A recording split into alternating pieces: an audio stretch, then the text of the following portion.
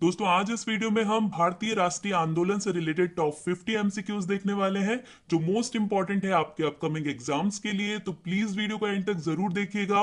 Video पसंद आए तो लाइक एंड शेयर जरूर कीजिएगा। अगर आपने अभी तक चैनल को सब्सक्राइब नहीं किया है तो प्लीज चैनल को सब्सक्राइब करके बेल आइकन जरूर प्रेस कर लीजिए।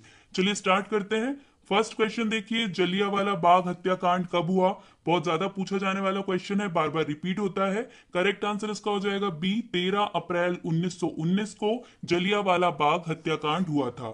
देखिए जलियांवाला नरसंहार, जिसे अमृतसर का नरसंहार के नाम से भी जाना जाता है, 13 अप्रैल 1919 को अमृतसर पंजाब में जलियांवाला बाग में निहत्थे भारतीयों की एक भीड़ पर गोलीबारी की गई थी, जिसमें कई लोग मारे गए और सैकड़ों लोग घायल हो गए थे। उस समय अमृतसर में लागू मार्शल लॉ को सख्ती से लागू करने के लिए जनरल डायर ने गोली चलाने का आदेश दिया था। एक क्वेश्चन यहाँ पे बहुत ज्यादा पूछा जाता है कि जलियांवाला बाग नरसंहार में गोली चलाने का आदेश किसने दिया है, तो वो जनरल डायर के द्वारा दिया गया था। ये आपको याद रखना है। नेक्स्ट, चोरी चोरा घटना असहयोग आंदोलन के दौरान जो चोरी चोरा घटना हुई थी ये किससे संबंधित है? तो करेक्ट आंसर हो जाएगा सी, भीड़ द्वारा एक पुलिस चौकी को जलाना। ये घटना थी चोरी चोरा की घटना। देखिए चोरी चोरा उत्तर प्रदेश के गोरखपुर जिले का एक शहर है। 4 फरवरी 1922 को असहयोग आंदोलन में भाग लेने वाले किसानों की भीड़ ने पुलिस पर हमला किया और एक पुलिस स्टेशन में आग लगा दी, जिसमें 22 कार्यकर्ता और 3 नागरिक मारे गए। तो यही थी चोरी चोरा कांड। इसे कहा जाता है, मोस्ट इंपॉर्टेंट है ये, इसकी डेट बहुत ज्यादा एग्जाम में पूछी जाती है, आपको ये याद रखना है। 1885 में इंडियन नेशनल कांग्रेस की स्थापना किसके द्वारा की गई? ये क्वेश्चन भी बहुत जगह रिपीट हुआ है। सही आंसर हो जाएगा बी, एओ ह्यूम के द्वारा 1885 में इंडियन नेशनल कांग्रेस की स्थापना की गई थी। देखिए भारतीय राष्ट्रीय कांग्रेस की स्थापना 28 दिसंबर 1885 को बॉम्बे में हुई थी। इसकी शुरुआत एक सेवानिवृत्त ब्रिटिश सिविल सेवक एलन ऑक्टेवियन ह्यूम ने भारतीय नेताओं के साथ मिलकर की थी। तो इनका पूरा नाम भी याद रखना है, क्योंकि कई बार ये भी पूछ लिया जाता है और किस डेट को हुई और कहां पर हुई है कांग्रेस की स्थापना, ये भी एग्जाम में पूछा जाता है। नेक्स्ट देखिए, स्वतंत्रता मेरा जन्मसिद्ध अधिकार है और मैं इसे लेकर रहूंगा।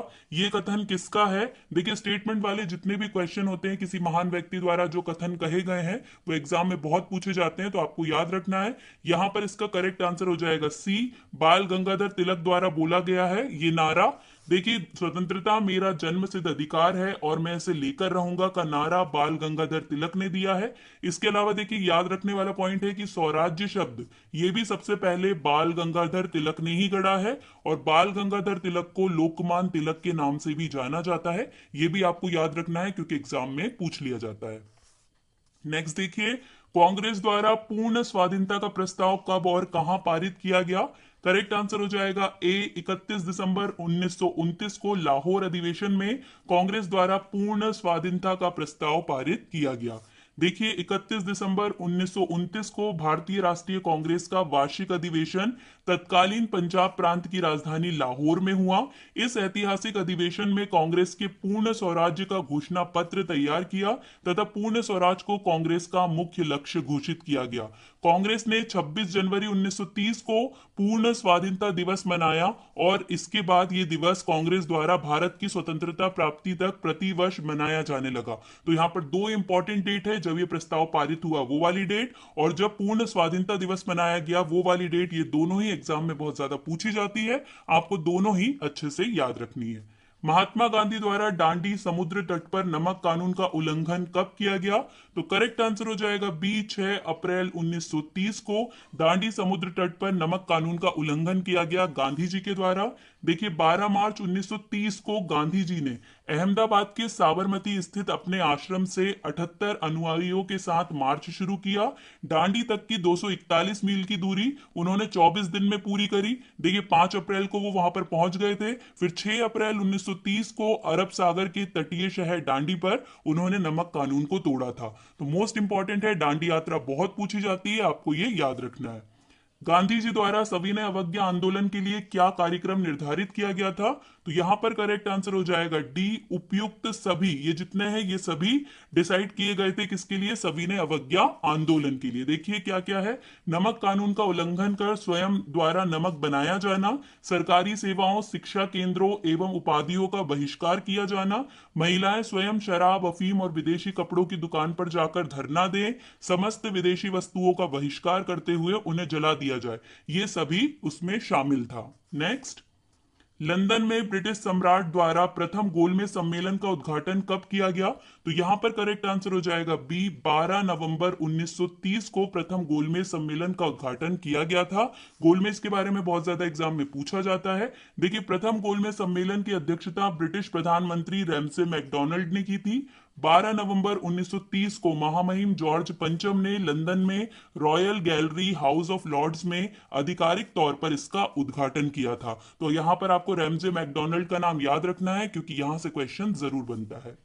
गांधी इरविन समझौता कब हुआ था? इसका करेक्ट आंसर हो जाएगा ए, 5 मार्च 1931 को गांधी इरविन समझौता हुआ था। देखिए, 5 मार्च 1931 को लंदन में द्वितीय गोलमेज सम्मेलन के पूर्व महात्मा गांधी और तत्कालीन वायसराय लॉर्ड इरविन के बीच एक राजनीतिक समझौता हुआ जिसे गांधी इरविन समझौता कहते हैं। इसे दिल्ली पैक्ट के नाम से भी जाना जाता है। तो आपको याद रखना है क्योंकि कई बार दिल्ली पैक्ट के नाम से क्वेश्चन पूछ लिया जाता है और इसकी डेट मोस्ट इंपॉर्टेंट है, कई बार एग्जाम में पूछी गई है, तो आपको याद रखना है। मुझ पर किया गया लाठी का एक एक प्रहार ब्रिटिश साम्राज्य के कफन में कील बनकर रहेगा, ऐसा किसने कहा था? तो यहां पर करेक्ट आंसर हो जाएगा बी, लाला लाजपत राय के द्वारा। देखिए, स्टेटमेंट वाले क्वेश्चन बहुत ज्यादा पूछे जाते हैं तो आपको याद रखना है ये किसने बोला है, लाला लाजपत राय ने। देखिए, 1928 में जब साइमन कमीशन लाहौर पहुंचा तो उसके विरोध में लाला लाजपत राय के नेतृत्व में साइमन वापस जाओ के नारे लगाए गए। इससे नाराज अंग्रेजी सिपाहियों ने लाला लाजपत राय समेत सभी क्रांतिकारियों पर लाठीचार्ज कर दिया।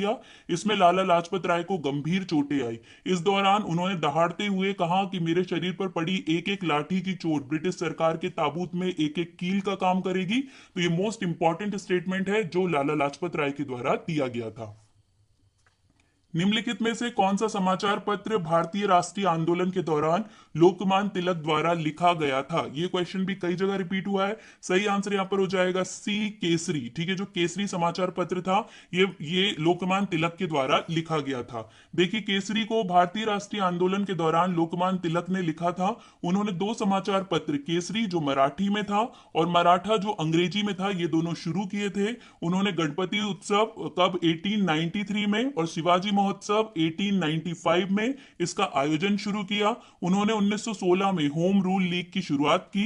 और देखिए, तिलक का एक बहुत फेमस नारा है, स्वराज मेरा जन्मसिद्ध अधिकार है और मैं इसे लेकर रहूंगा। तो ये पूरा का पूरा एक्सप्लेनेशन जो बाल गंगाधर तिलक के बारे में, यहाँ से बहुत सारे क्वेश्चन पूछे जाते हैं, इसलिए आपको ये पूरा ही याद रखना है। नेक्स्ट, चंपारण के किसानों का नेतृत्व करने के लिए गांधी जी को किसने आमंत्रित किया? ये क्वेश्चन भी पूछा गया है कई सारे एग्जाम में। देखिए, इसका करेक्ट आंसर हो जाएगा बी, राजकुमार शुक्ल ने आमंत्रित किया था गांधी जी को चंपारण में। देखिए, चंपारण आंदोलन मूल तौर पर नील की खेती करने वाले किसानों के शोषण के खिलाफ था। चंपारण के समृद्ध किसान राजकुमार शुक्ल इस शोषण के खिलाफ उठ खड़े हुए थे। इसके लिए अंग्रेजों ने उन्हें कई तरीके से प्रताड़ित किया था। वे चाहते थे गांधी जी यहां आकर अंग्रेजों के अत्याचारों के खिलाफ लोगों को एकजुट करें, इसलिए उन्होंने आमंत्रित किया था चंपारण में गांधी जी को। 1913 में पटना में अनुशीलन समिति की एक शाखा की स्थापना किसके द्वारा की गई थी? तो करेक्ट आंसर हो जाएगा सी, सचिंद्र नाथ सान्याल के द्वारा 1913 में पटना में अनुशीलन समिति की एक शाखा स्थापित की गई थी। देखिए, सचिंद्र नाथ सान्याल ने 1913 में पटना में अनुशीलन समिति की एक शाखा की स्थापना की। बीएन कॉलेज के बंकिम चंद्र मित्रा को संगठन का नेतृत्व करने की जिम्मेदारी दी गई थी। अनुशीलन समिति का अर्थ होता है स्व संस्कृति संघ, ये भी आपको याद रखना है। सान्याल को भारत के क्रांतिकारी आंदोलन का सबसे वरिष्ठ नेता माना जाता है। सुभाष चंद्र बोस के राजनीतिक गुरु कौन थे? यहां पर करेक्ट आंसर हो जाएगा डी, चितरंजन दास सुभाष चंद्र बोस के राजनीतिक गुरु थे। देखिए चित्तरंजन दास सुभाष चंद्र बोस के राजनीतिक गुरु थे। सुभाष चंद्र बोस को नेताजी के नाम से जाना जाता है, कई बार क्वेश्चन पूछा जाता है नेताजी के नाम से किसे जाना जाता है, तो सुभाष चंद्र बोस जी को। उन्होंने 1939 में फॉरवर्ड ब्लॉक और किसान सभा की स्थापना की। उन्होंने महात्मा गांधी जी को राष्ट्रपिता का नाम दिया। देखिए बहुत पूछा जाता है कि महात्मा गांधी को राष्ट्रपिता किसने कहा सबसे पहले, तो ये सुभाष चंद्र बोस जी द्वारा बोला गया था। इनका प्रसिद्ध नारा क्या था सुभाष चंद्र बोस जी का, तो दिल्ली चलो, जय हिंद और तुम मुझे खून दो मैं तुम्हें आजादी दूंगा। इनकी आत्मकथा कौन सी थी, तो द इंडियन स्ट्रगल इनकी आत्मकथा थी। ये आपको याद रखना है इनके बारे में, क्योंकि यहां से बहुत सारे क्वेश्चन पूछे जाते हैं। क्रांतिकारी की एक गुप्त संस्था अभिनव भारत की स्थापना किसके द्वारा की गई थी, तो करेक्ट आंसर हो जाएगा बी डी सावरकर के द्वारा अभिनव भारत की स्थापना की गई थी। देखिए अभिनव भारत सोसाइटी की स्थापना विनायक दामोदर सावरकर और उनके भाई गणेश सावरकर ने 1904 में नासिक में की थी। इसका प्रारंभिक नाम मित्र मेला था। इसकी स्थापना 1899 में हुई थी। जब इसकी स्थापना हुई तो इसका नाम मित्र मेला था 1899 में, बाद में इसका नाम चेंज करके अभिनव भारत कर दिया गया था। तो ये भी मोस्ट इंपॉर्टेंट है, बहुत बार पूछा गया है, आपको याद रखना है। दिसंबर 1912 दिल्ली में वायसराय लॉर्ड होर्डिंग पर बम हमलों के पीछे किसका दिमाग था, तो यहां पर इसका करेक्ट आंसर हो जाएगा ए रास बिहारी बोस। ठीक है, आपको याद रखना है किसका दिमाग था, रास बिहारी बोस का। देखिए रास बिहारी बोस ने 1912 ईस्वी में दिल्ली के वायसराय लॉर्ड होर्डिंग पर बम फेंका, परंतु वहां बच गया। इस घटना में पकड़े गए क्रांतिकारियों पर दिल्ली षड्यंत्र केस के नाम से मुकदमा चलाया गया, जिसके कारण इस घटना को दिल्ली षड्यंत्र केस कहा जाता है। इस षड्यंत्र के तहत अवध बिहारी बोस, बसंत कुमार विश्वास एवं अमीर चंद्र दोषी पाए गए थे और उनको फांसी की सजा सुनाई गई थी। तो मोस्ट इंपॉर्टेंट है दिल्ली षड्यंत्र, यहां से क्वेश्चन एग्जाम में पूछे जाते हैं। निम्नलिखित में से किसने 1924 में वाइकोम सत्याग्रह का नेतृत्व किया था, करेक्ट आंसर हो जाएगा बी के पी केशव मेनन। इनका नाम आपको याद रखना है, ये किससे संबंधित है, वाइकोम सत्याग्रह से। के पी केशव मेनन वर्ष 2024 में केरल में वाइकोम सत्याग्रह के नेता थे। उनकी मांग थी अछूतों को मंदिर में प्रवेश की अनुमति देने से संबंधित उनकी मांग थी। महात्मा गांधी ने इस आंदोलन का समर्थन किया था। तो मोस्ट इंपॉर्टेंट आंदोलन है, एग्जाम में पूछा जाता है, आपको ये याद रखना है। निम्नलिखित में से किसने खिलाफत आंदोलन का नेतृत्व किया, बहुत ज्यादा इंपॉर्टेंट क्वेश्चन है, करेक्ट आंसर हो जाएगा डी अली ब्रदर्स के द्वारा खिलाफत आंदोलन का नेतृत्व किया गया था। देखिए खिलाफत आंदोलन जिसे खलीफा आंदोलन या भारतीय मुस्लिम आंदोलन के रूप में भी जाना जाता है। खिलाफत आंदोलन 1919 में अली बंधुओं मौलाना मोहम्मद अली और मौलाना शौकत अली के नेतृत्व में हुआ। 1920 के दशक के मध्य तक खिलाफत नेताओं ने गांधी के असहयोग आंदोलन से हाथ मिला लिया था, लेकिन आपको याद रखना है ये कब से कब तक हुआ है, तो 1919 से 1924 तक ये आंदोलन चला था। निम्नलिखित में कौन अलीपुर बम कांड में शामिल था, करेक्ट आंसर हो जाएगा बी अरविंदो घोष। ये अलीपुर बम कांड में शामिल थे। देखिए अलीपुर बम मामले की साजिश 1908 में हुई थी, ये भी पूछा जाता है कब हुई है, तो 1908 में हुई है। इसे मणिक तोला बम षड्यंत्र या मुरारी पुकार षड्यंत्र के रूप में भी जाना जाता है। अरविंदो घोष अलीपुर बम कांड में शामिल थे। श्री अरविंदो को संगठन से जुड़े कई बम आरोपियों के बाद एक सार्वजनिक स्टूडियो में उनकी गिरफ्तारी हुई थी, जहां उन्हें अलीपुर षड्यंत्र के लिए राजद्रोह के आरोप का सामना करना पड़ा था। तो अगर आपसे पूछा जाए कौन संबंधित था इससे, तो अरविंदो घोष इससे संबंधित थे। राम प्रसाद बिस्मिल किससे जुड़े थे, ये क्वेश्चन भी कई जगह पूछा गया है। करेक्ट आंसर हो जाएगा डी काकोरी षड्यंत्र। ठीक है, राम प्रसाद बिस्मिल काकोरी षड्यंत्र से जुड़े हुए थे।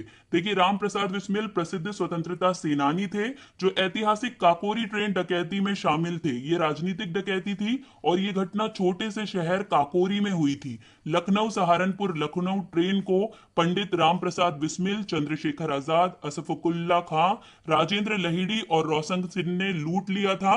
इस घटना को काकोरी कांड के नाम से जाना गया है। तो मोस्ट इंपॉर्टेंट ये घटना है, आपको याद रखना है, क्योंकि एग्जाम में यहां से बहुत सारे क्वेश्चन पूछे जाते हैं।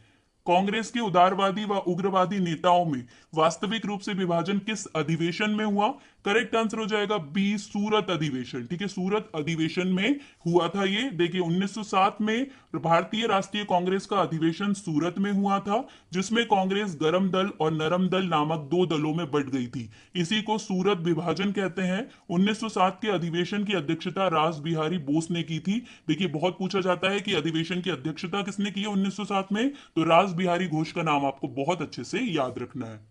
All India trade union Congress का गठन किस वर्ष हुआ था, करेक्ट आंसर यहां पर इसका हो जाएगा B.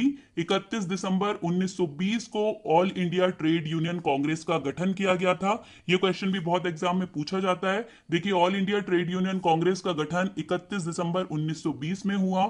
All India trade union Congress Bharat का सबसे पुराना ट्रेड यूनियन फेडरेशन है। यह भारतीय कम्युनिस्ट पार्टी से जुड़ा हुआ है, यह आपको याद रखना है। मैकडॉनल्ड अवार्ड के किस प्रावधान से गांधी जी को बहुत आघात पहुंचा?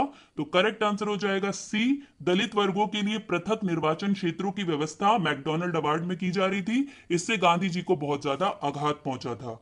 देखिए, 16 अगस्त 1932 को ब्रिटिश प्रधानमंत्री रैमजे मैकडॉनल्ड द्वारा भारत में उच्च वर्ग, निम्न वर्ग, मुस्लिम, बौद्ध, सिख, भारतीय ईसाई, एंग्लो इंडियन, पारसी और अछूत जो दलित आदि के लिए अलग अलग चुनाव क्षेत्र के लिए ये अवार्ड दिया गया था। ये सांप्रदायिक पंचायत आया था जिसका विरोध किया था गांधी जी ने। ये आपको याद रखना है और ये डेट भी याद रखनी है क्योंकि पूछ ली जाती है। क्रिप्स को भारत भेजने के लिए उत्तरदायी कारण क्या था?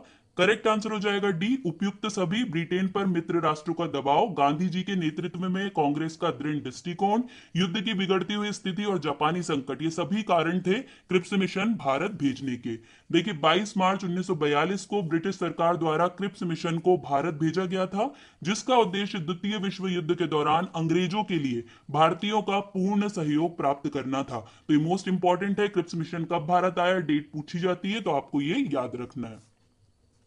अखिल भारतीय कांग्रेस के अधिवेशन में भारत छोड़ो प्रस्ताव कब पारित किया गया? यहां पर करेक्ट आंसर हो जाएगा, इसका करेक्ट आंसर यहां पर अब हो जाएगा ए, 8 अगस्त 1942। ठीक है, आपको याद रखना 8 अगस्त 1942। 8 अगस्त 1942 को बॉम्बे के वर्धा में अखिल भारतीय कांग्रेस कमेटी के अधिवेशन में गांधी जी ने भारत छोड़ो आंदोलन शुरू किया और करो और मरो का आह्वान किया। देखिए, ये भी पूछा जाता है करो और मरो का नारा गांधी जी ने किस आंदोलन के टाइम पर दिया है? तो आपको याद रखना है भारत छोड़ो आंदोलन के टाइम पर दिया है। वर्धा प्रस्ताव को भारत छोड़ो प्रस्ताव के रूप में भी जाना जाता है, ये भी आपको याद रखना है। नेक्स्ट देखिए, भारत की आजादी के समय ब्रिटेन के प्रधानमंत्री कौन थे? ये क्वेश्चन भी कई सारे एग्जाम में रिपीट हुआ है। आपको इसका सही आंसर याद रखना है डी, क्लीमेंट एटली, जो भारत की आजादी के समय ब्रिटेन के प्रधानमंत्री थे।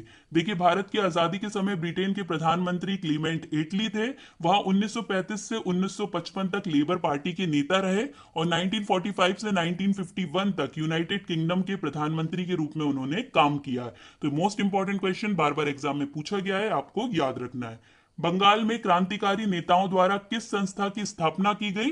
तो सही आंसर यहां पर हो जाएगा ए, अनुशीलन समिति की स्थापना की गई क्रांतिकारी नेताओं द्वारा बंगाल में। देखिए, अनुशीलन समिति की स्थापना 24 मार्च 1902 को कलकत्ता के एक बैरिस्टर प्राणनाथ मित्रा द्वारा की गई थी। इसका नेतृत्व श्री अरविंदो घोष के छोटे भाई बारिंद्र कुमार घोष ने किया था। इनका नाम याद रखना है क्योंकि बहुत बार ये क्वेश्चन पूछा गया है एग्जाम में। निम्नलिखित में से किसने 1938 में राष्ट्रीय योजना समिति का आयोजन किया था? करेक्ट आंसर यहां पर हो जाएगा सी, नेताजी सुभाष चंद्र बोस ने 1938 में एक राष्ट्रीय योजना समिति का आयोजन किया था। देखिए, भारत के लिए राष्ट्रीय योजना विकसित करने का पहला प्रयास 1938 में हुआ। उस वर्ष कांग्रेस अध्यक्ष सुभाष चंद्र बोस ने जवाहरलाल नेहरू जी के अध्यक्ष के रूप में एक राष्ट्रीय योजना समिति की स्थापना की थी। तो ये आपको याद रखना है, मोस्ट इंपॉर्टेंट क्वेश्चन है ये भी। देखिए, पूना समझौता की प्रमुख व्यवस्था क्या थी? यहां पर करेक्ट आंसर हो जाएगा डी, उपयुक्त सभी प्रावधान। ये सारे प्रावधान रखे गए थे किसमें? पूना समझौता में। देखिए, सांप्रदायिक पंचायत के अंतर्गत प्रांतीय विधानमंडलों में दलितों के लिए केवल 71 सीटें निर्धारित की गई थी, जबकि पूना समझौता के अंतर्गत प्रांतीय विधानमंडलों में दलितों के लिए 147 सीटें आवंटित की गई थी। इस समझौते के तहत विभिन्न प्रांतों में दलितों के लिए सीटें सुरक्षित कर दी गई थी, इसलिए पूना समझौता मोस्ट इंपॉर्टेंट है, बार बार एग्जाम में ये पूछा जाता है। भारत में होम रूल आंदोलन का नेतृत्व किसके द्वारा किया गया? करेक्ट आंसर यहां पर देखिए हो जाएगा बी, श्रीमती एनी बेसेंट और लोकमान तिलक के द्वारा होम रूल आंदोलन का नेतृत्व किया गया था। देखिए, होम रूल का तात्पर्य है एक ऐसी स्थिति से जिसमें किसी देश का शासन वहां के स्थायी नागरिकों के द्वारा ही चलाया जाता है। अप्रैल 1916 में तिलक ने बेलगाम में इंडियन होम रूल लीग की शुरुआत की थी और एनी बेसेंट ने सितंबर 1916 में मद्रास में होम रूल लीग की शुरुआत की थी। देखिए, पूछा जाता है कि तिलक ने कब किया है, तो अप्रैल 1916 और एनी बेसेंट ने सितंबर 1916। ये दोनों ही आपको याद रखना है क्योंकि एग्जाम में बार बार ये पूछा जाता है।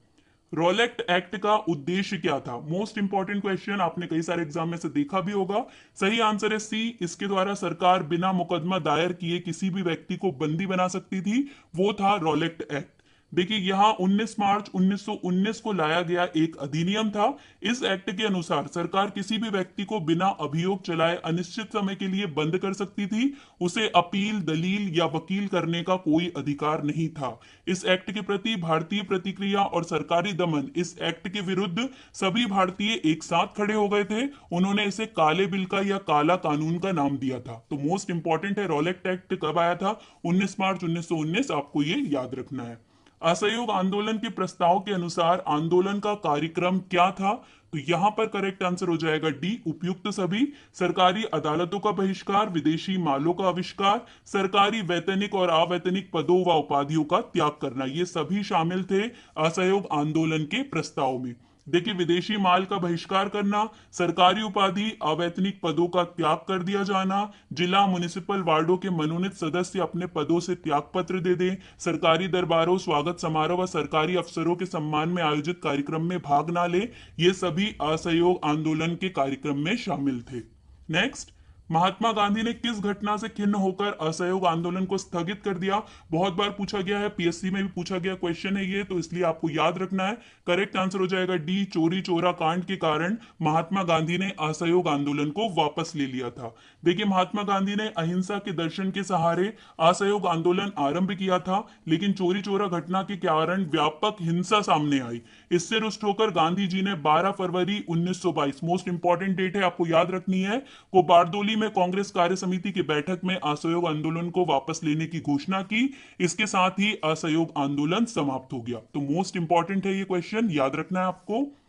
साइमन कमीशन भारत कब आया? यहां पर इसका करेक्ट आंसर हो जाएगा ए, फरवरी 1928 में साइमन कमीशन भारत आया था। देखिए, इस आयोग को इसके अध्यक्ष सर जॉन साइमन के नाम पर साइमन आयोग के नाम से जाना जाता है। पहली बार यह फरवरी मार्च 1928 में भारत आया, जबकि दूसरी बार अक्टूबर 1928 में यह भारत आया था। साइमन कमीशन ने मई 1930 में अपनी रिपोर्ट प्रस्तुत की थी। यह रिपोर्ट 27 मई 1923 को ब्रिटिश सरकार द्वारा प्रकाशित की गई थी। तो 1930 में ये रिपोर्ट आई है, आपको याद रखना है, और 1928 में पहली बार साइमन कमीशन भारत आया था। बाल गंगाधर तिलक को फादर ऑफ इंडियन अनरेस्ट किसने कहा था? करेक्ट आंसर हो जाएगा ए, वैलेंटाइन शिरोल के द्वारा बाल गंगाधर तिलक को फादर ऑफ इंडियन अनरेस्ट कहा गया था। देखिए, वैलेंटाइन शिरोल एक प्रमुख ब्रिटिश पत्रकार थे। उन्होंने बाल गंगाधर तिलक को भारतीय अशांति के जनक की उपाधि दी थी, और ये क्वेश्चन बहुत ज्यादा एग्जाम में रिपीट होता है, इसे आप जरूर से याद कर लीजिए।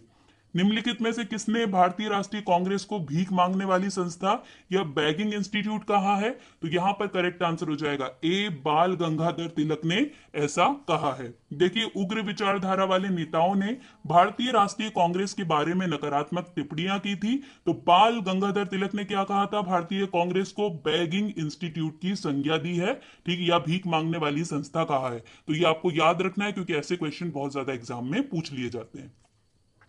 नेक्स्ट देखिए, भगत सिंह और बी के दत्त ने निम्नलिखित में से किस विधेयक या एक्ट के विरोध में 8 अप्रैल 1929 को केंद्रीय विधानसभा में बम फेंका था? करेक्ट आंसर हो जाएगा बी, जन सुरक्षा विधेयक, यानी कि पब्लिक सेफ्टी बिल। इसके लिए फेंका था। देखिए, क्रांतिकारी पब्लिक सेफ्टी बिल और ट्रेड डिस्प्यूट बिल का विरोध कर रहे थे। ट्रेड डिस्प्यूट बिल पहले ही पास किया जा चुका था, जिसमें मजदूरों द्वारा की जाने वाली हर तरह की हड़ताल पर पाबंदी लगा दी गई थी। पब्लिक सेफ्टी बिल में सरकार को संदिग्धों पर बिना मुकदमा चलाए हिरासत में रखने का अधिकार दिया जाना था। दोनों बिल का मकसद अंग्रेजी सरकार के खिलाफ उठ रही आवाजों को दबाना था, इसीलिए बम फेंका गया था असेंबली में। आपको ये याद रखना है, क्योंकि ये क्वेश्चन भी बहुत बार पूछा गया है। खिलाफत आंदोलन कब चलाया गया था? करेक्ट आंसर हो जाएगा सी, मार्च 1919 में खिलाफत आंदोलन चलाया गया था। देखिए, ये आंदोलन 1919 से 1924 तक चला था। इस आंदोलन का सीधे तौर पर भारत से कोई संबंध नहीं था।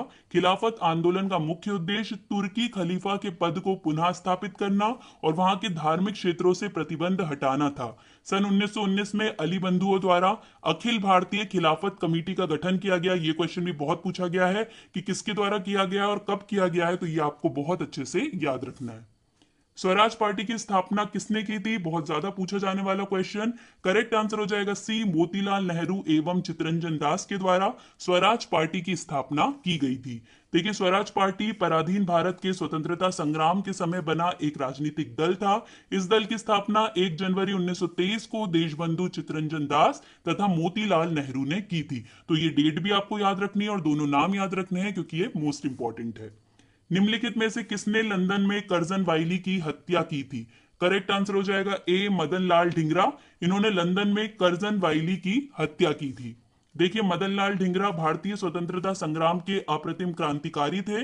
उन्होंने 1909 में विलियम कर्जन वाइली नामक एक ब्रिटिश अधिकारी की गोली मारकर हत्या कर दी थी। कहां पर की थी, लंदन में की थी। कब की थी, तो 1909 में की थी। ये आपको याद रखना है। गदर पार्टी की स्थापना किस जगह पर हुई है, तो सही आंसर हो जाएगा ए, सैन फ्रांसिस्को में गदर पार्टी की स्थापना की गई थी। देखिए, गदर पार्टी की स्थापना अमेरिका के सैन फ्रांसिस्को के एस्टोरिया में 1913 में अंग्रेजी साम्राज्य को जड़ से उखाड़ फेंकने के उद्देश्य से की गई थी। इसके संस्थापक कौन थे, तो लाला हरदयाल। और इसके पहले अध्यक्ष कौन थे, तो सोहन सिंह भाकना। ये दोनों ही आपको बहुत अच्छे से याद रखना है, क्योंकि कई बार एग्जाम में इन दोनों के ही नाम पूछे जा चुके हैं। चटगांव के पुलिस शस्त्रागार पर हमले का प्रमुख कौन था। करेक्ट आंसर हो जाएगा डी, सूर्यसेन चटगांव के पुलिस शस्त्रागार हमले के प्रमुख थे। ये मोस्ट इंपॉर्टेंट क्वेश्चन है। सूर्यसेन भारत की स्वतंत्रता संग्राम के महान क्रांतिकारियों में से एक थे। उन्होंने इंडियन रिपब्लिकन आर्मी की स्थापना की। कई बार पूछा गया इंडियन रिपब्लिकन आर्मी की स्थापना किसने की है, तो ये सूर्यसेन के द्वारा की गई है। और चटगांव के पुलिस शस्त्रागार पर हमले का सफल नेतृत्व भी इनके द्वारा किया गया।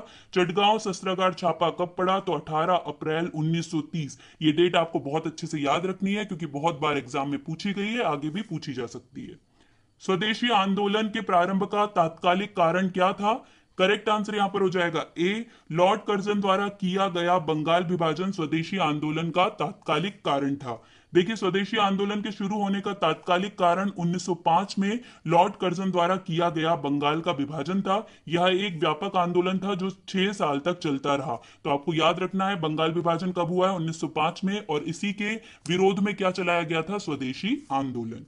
निम्नलिखित में से किसने गाड़ी पर यह मानकर बम फेंका था कि उसमें मुजफ्फरपुर के न्यायाधीश किंग्सफोर्ड बैठे हैं, तो करेक्ट आंसर हो जाएगा सी, खुदीराम बोस और प्रफुल्ल चाकी। ये मोस्ट इंपॉर्टेंट क्वेश्चन है। देखिए, 30 अप्रैल 1908 को खुदीराम बोस और प्रफुल्ल चाकी ने वर्तमान बिहार के मुजफ्फरपुर जिले में कलकत्ता के मुख्य प्रेसिडेंसी मजिस्ट्रेट डगलस किंग्सफोर्ड की हत्या के गाड़ी पर बम फेंका था। इसके परिणाम स्वरूप गाड़ी में सवार 2 महिलाओं की मौत हो गई थी। वो तो नहीं थे गाड़ी में, जो 2 महिलाएं गाड़ी में थी उनकी क्या हो गई थी, मौत हो गई थी। तो ये आपको याद रखना है, 1908, खुदीराम बोस और प्रफुल्ल चाकी।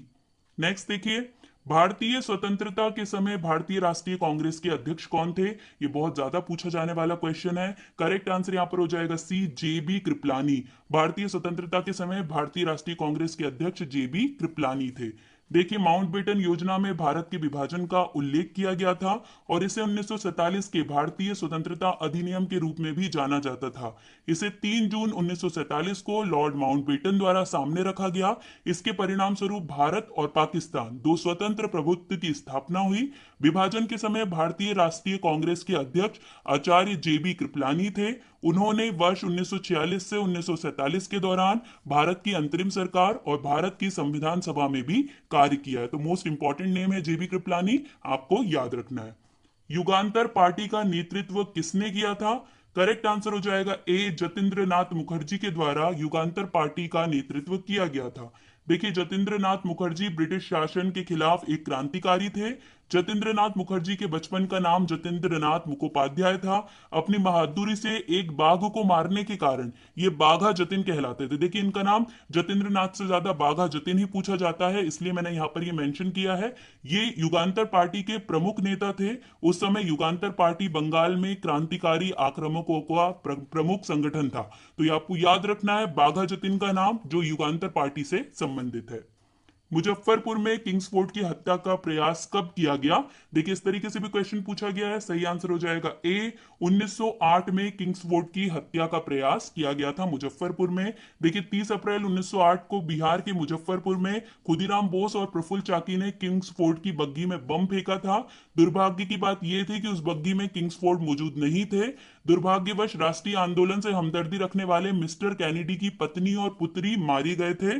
पुलिस से घिराव देख, मतलब पुलिस ने उन्हें घेर लिया था। पुलिस से घिरा देख खुदीराम बोस के जो साथी थे प्रफुल्ल कुमार चाकी, उनने खुद को गोली मारकर अपनी शहादत दे दी थी और खुदीराम बोस पकड़े गए थे, उन्हें फांसी की सजा सुनाई गई थी। तो ये भी पूछा जाता है कि खुदीराम बोस को किस केस में फांसी की सजा हुई है और कब हुई है, तो आपको याद रखना है कि 1908 में। ये मोस्ट इंपॉर्टेंट है, बार बार पूछा जाने वाला क्वेश्चन है। नेक्स्ट देखिए, हिंदुस्तान रिपब्लिक एसोसिएशन एचआरए की स्थापना किस वर्ष हुई? करेक्ट आंसर यहां पर इसका हो जाएगा बी, 1924 में एचआरए की स्थापना हुई है। देखिए 1924 में हिंदुस्तान रिपब्लिकन एसोसिएशन का कानपुर में गठन हुआ। बंगाल, उत्तर प्रदेश, पंजाब, मद्रास आदि प्रांतों में इसकी शाखाएं स्थापित की गई। यह एक क्रांतिकारी दल था जिसमें सचिंद्रनाथ सान्याल, योगेश चटर्जी, रामप्रसाद बिस्मिल जैसे प्रमुख क्रांतिकारी ने ये ग्रुप बनाया था। और भगत सिंह, चंद्रशेखर आजाद, सुखदेव, भगवती चरण आदि युवा क्रांतिकारी भी इसके सदस्य थे। तो ये मोस्ट इंपॉर्टेंट है, आपको याद रखना। नेक्स्ट देखिए, भगत सिंह, सुखदेव और राजगुरु को किस केस में फांसी की सजा सुनाई गई थी? ये क्वेश्चन बहुत बार रिपीट हुआ है, बार बार पूछा जाने वाला क्वेश्चन है। करेक्ट आंसर इसका क्या हो जाएगा? तो करेक्ट आंसर है सी, लाहौर षड्यंत्र केस में इन्हें फांसी की सजा दी गई थी। देखिए लाहौर षड्यंत्र केस के अंतर्गत भगत सिंह, राजगुरु और सुखदेव को फांसी की सजा सुनाई गई, जबकि बटुकेश्वर दत्त को काला पानी की सजा देकर सेलुलर जेल अंडमान भेज दिया गया। उन पर ब्रिटिश अफसर जॉन सैंडर्स की लाहौर में हत्या का आरोप लगा था। इस मामले को लाहौर षड्यंत्र केस कहा गया। सैंडर्स को गलती से मार दिया गया था क्योंकि असली निशाना उनका एक अन्य अधिकारी था जिसका नाम क्या था? James Scott. वो जेम्स स्कॉट को मारना चाहते थे जो लाठी चार्ज के लिए जिम्मेदार था जिसमें लाला लाजपत राय की मौत हो गई थी। इसलिए स्कॉट को मारना था लेकिन मर गया था सैंडर्स, तो इसीलिए उनको फांसी की सजा हुई थी। ये आपको याद रखना है, बहुत बार पूछा गया क्वेश्चन है। अब बारी है लास्ट क्वेश्चन की। निम्न में से किस एक को लाला लाजपत राय ने अपना राजनीतिक गुरु माना या उन्हें मानते थे? तो करेक्ट आंसर यहां पर हो जाएगा बी, मेजनी। ठीक है, मेजनी थे जिन्हें लाला लाजपत राय अपना राजनीतिक गुरु मानते थे। देखिए लाला लाजपत राय इटली के क्रांतिकारी मेजनी के जीवन वृत्त को पढ़ने के बाद उन्हें अपना राजनीतिक गुरु मानने लगे। मेजनी की उत्कृष्ट रचना द ड्यूटीज ऑफ मैन का भी उर्दू में अनुवाद किया है लाला लाजपत राय ने। तो ये आपको याद रखना है, मोस्ट इंपॉर्टेंट है, बार बार पूछा जाने वाला क्वेश्चन है। यहीं पर दोस्तों हमारे 50 क्वेश्चंस कंप्लीट हो गए हैं। वीडियो पसंद आया होगा तो लाइक एंड शेयर जरूर कर दीजिएगा। अगर अभी तक चैनल को सब्सक्राइब नहीं किया है तो प्लीज चैनल को सब्सक्राइब करके बेल आइकन जरूर प्रेस कर दीजिएगा। आज के लिए बस इतना ही, आपसे मुलाकात होगी नेक्स्ट वीडियो में। जय हिंद, जय भारत।